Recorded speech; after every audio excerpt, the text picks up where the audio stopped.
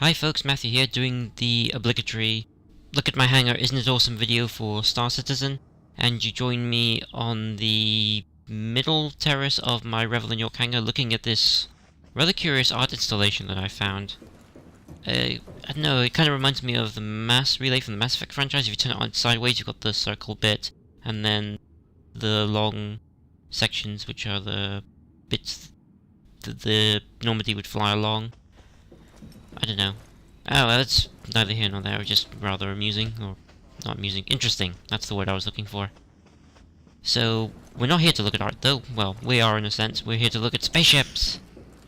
And so we'll go down this lift here to the ship that started this whole journey for me, the MISC Freelancer. Now, the Freelancer is named for one of Chris Roberts' previous games, Freelancer, and is the jack of all trades, exploration, trading, cargo hauling vessel. Particularly this one, this is the base level version, which is designed to be very flexible and do all of those things. There are more dedicated versions. There's the DUR, which is the exploration focus, which has better sensors. There's the MAX, which is the cargo hauler, which has a very big cargo bay. I think it actually has, the strut in the middle there has two of those, it's so wide. And there's the MISC, which is short for missile, which is the missile boat, which is the version designed for the military. I was tempted by the MAX, I liked its shape, but I didn't get it in the end. In the end I got the DUR cross chassis upgrade, which I haven't applied yet, so this is just the base one, but next time you see in my hangar it'll probably be the DUR version. So if we look on the outside, it's quite a nice ship, I think. Maybe a bit over shiny, but meh. So we've got these engine pods here. Hope if I come round. Plod, plod, plod, plod, plod. So slow, come on, speed up. Yeah, so we have some nice big engines on the back here. These do gimbal, as you can just about see, or infer from this section here. So there's a great range of thrust vectoring, but there's also these little maneuvering jets to help add more, to help turn the ship around. Some nice big guns, class 4 turrets I think they are. I'll have to check on that one. But yeah, they look forward to firing them in Arena Commander. And what else? Oh, we got some missiles on the side here. Sensor pod thing. Yeah, not much to see on the outside. It's a nice, clean looking ship. Not too much greebling going on. So let's dive straight into inside. I hit the right button for changes, novelty. And we go into the ship and get greeted with a door in our face, that's nice. But if we turn around we can see the main sort of crew area. There's this little, presume it's a washing area, because it's a sink, and well, there's obviously a sink, therefore I presume it's a washing area. And this side is, if I could find the button, there it is. Oh, come on, open. There we are. So we have the shower in here. What's the crouch button? There we go. I'm glitching a lot today, I have no idea why. And you can see the shower in there, and the toilet, which folds up, which is useful, so you don't end up having to stand on the toilet to take a shower. We open this, we've got these little, I assume they're sensor diagnostic type setups. Entirely cosmetic at the moment, it's just basic screens.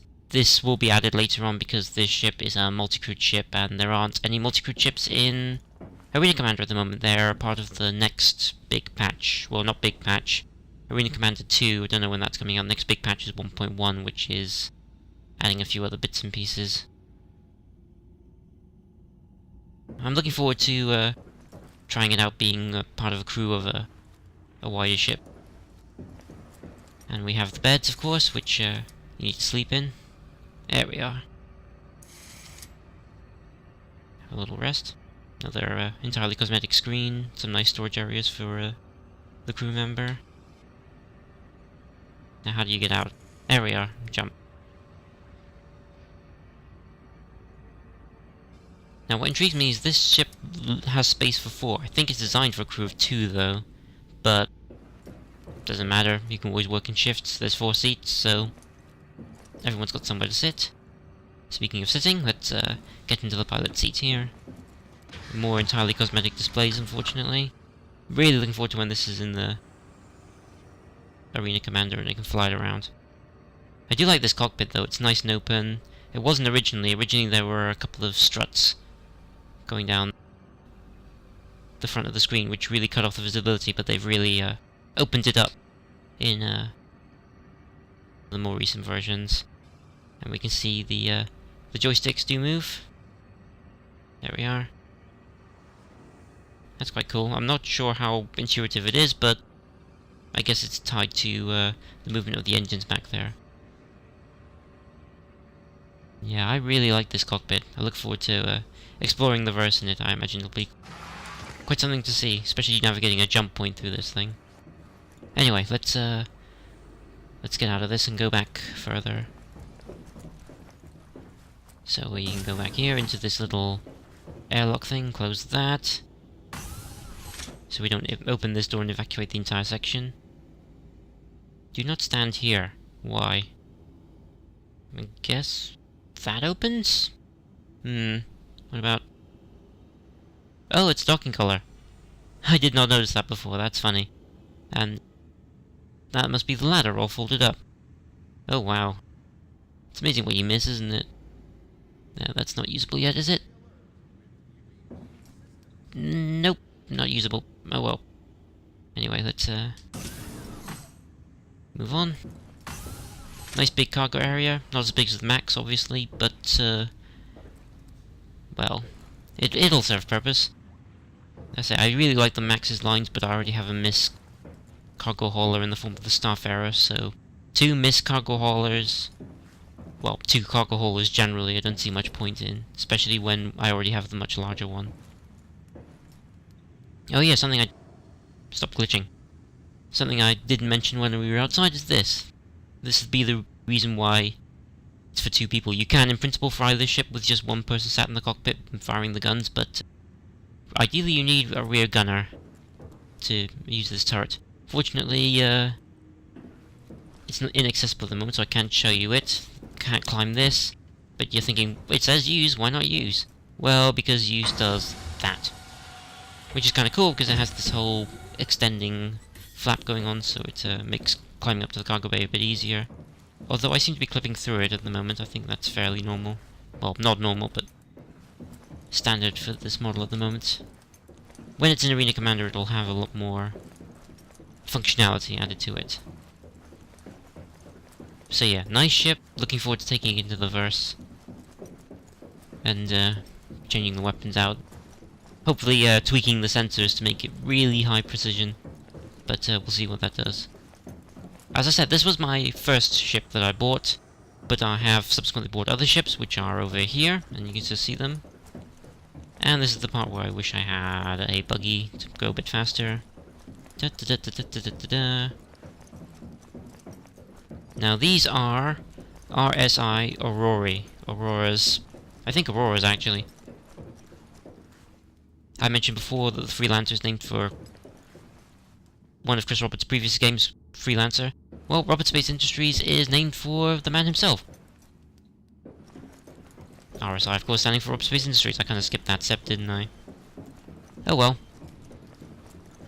So yeah, this is would be the more interesting ship for most people, because when you buy a package for the game, if you buy like the base level package, this is the kind of ship you will get. Not these particular versions; these are slightly more expensive variants, but it'd be the same hull and it'll look the same generally. I think there's a slightly different paint scheme, but that's about it.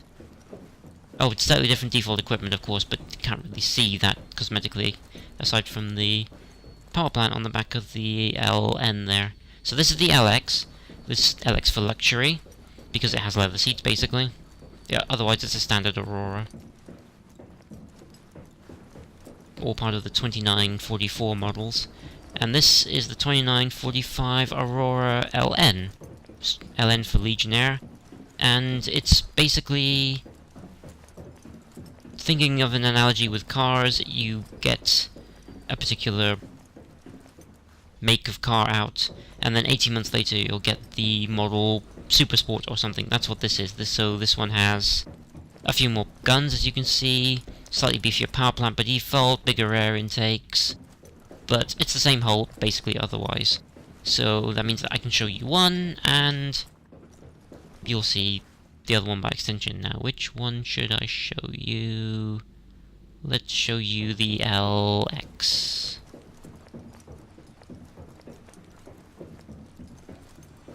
So we come to open up, docking collar stand clear, and we climb in.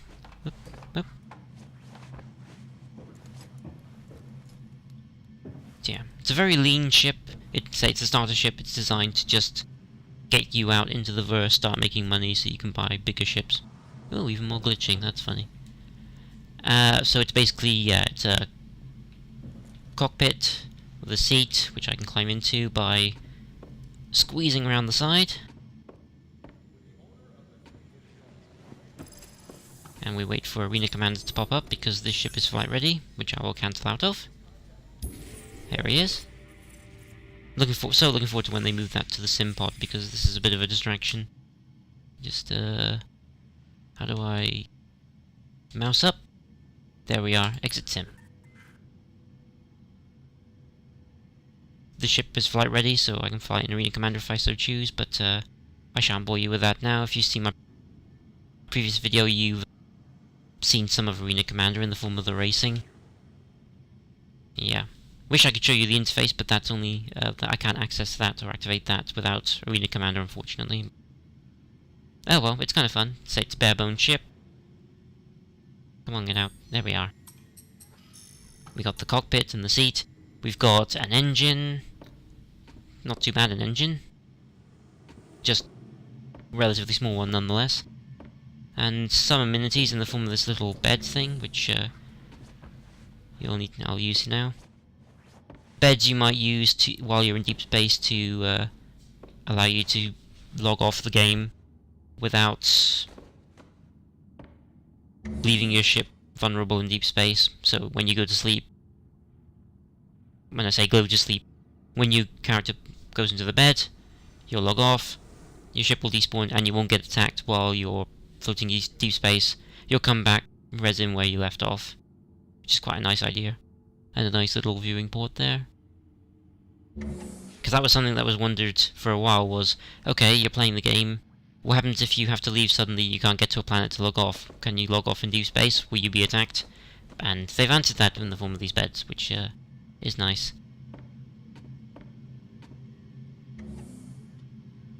Yes, unskippable animation is always fun. There's no cargo space by default, I think. There we are, crouch down. I can, when they become available, bolt cargo modules into this section. Store or make boxes, but they aren't available yet. And that raises the question of, okay, I've got the box, how do I attach it to the ship? Well, that can be done. Pretty sure there was a sprint button somewhere. There it is! Holding in the left stick. That's where this comes in. This is the holo table, and this will be your ship customization screen. So if I find the right bit, it's a bit of a tricky interface at the moment. I'm looking forward to when they change it to something a bit more functional. So what do I need to do? I need to bring up my mouse. So we have our ships down the side here. We've got the Freelancer, which we saw just now, the Aurora LN, the LX, my two trainer ships, because the Freelancer isn't flyable, so I get these, and I've also got a few others which aren't flyable yet, and the weapons mount, which I have no idea how to use or even access, so there's plenty of videos online if you're interested, so we'll just skip over that. Draw a nice veil over it. So, as I say, this is your ship customization options.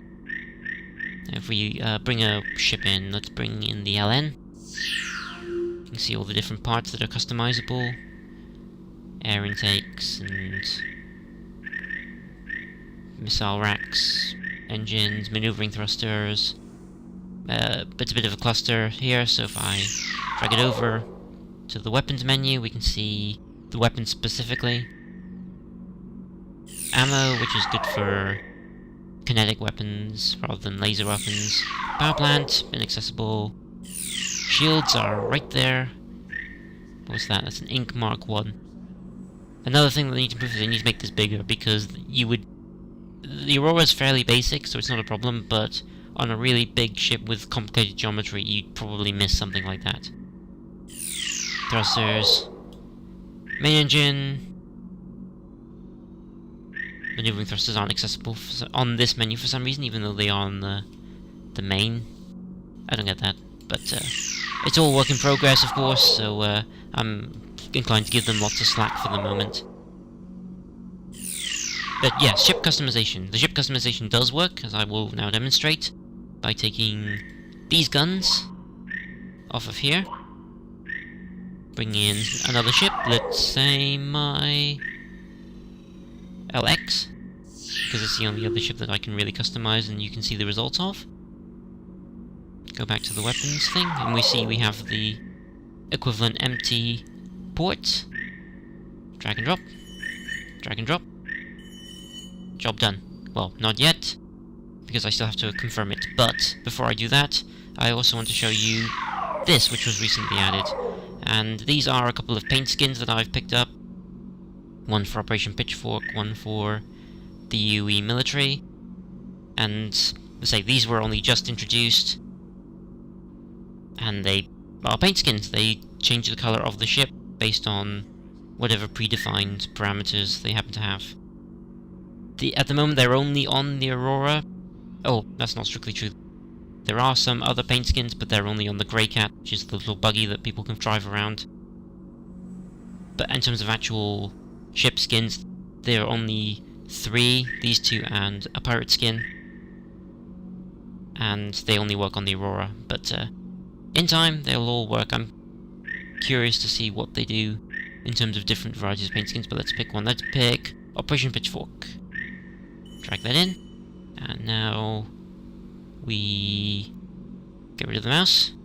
And now if I turn that off, that's basically the confirm button, and we can see the guns are gone from the tops of the Aurora's wings. LN's wings, anyway. And they've been put on the LX. And also, of course, the paint skin's changed. Operation Pitchfork for the win. Operation Pitchfork, for those of you who don't know, is a community-run in-game event that is intending to be happening when the game really kicks off, and it's a mass movement against the game's sort of big bad, the Vandal. It's because of how Star Citizen works. Player-run activities can become sort of part of the in-game history, and this is basically the sort of start of that, of sort of official acknowledgement that, yeah, Operation Pitchfork is quote-unquote canon now. So I'm really looking forward to being a part of that if I get the chance to. I'm not quite sure how it'll work out, how I'll be useful, but I'm curious to see. So yeah, that's not much more to it than that. Those are the 3 ships I have currently. I do have other ships, as I said, but they're not available at this time. So let's just get a nice shot of all 3. There we are. That's a nice view right there. Okay, so that's it for this part. I'm going to do a second part of the more personal areas of the hangar, which, if you're interested in, feel free to stay tuned and keep watching. Otherwise, thanks for watching. The game has been Star Citizen. If you're interested, you can find out more at robertspaceindustries.com. And again, thanks for watching, and I will see you in the verse.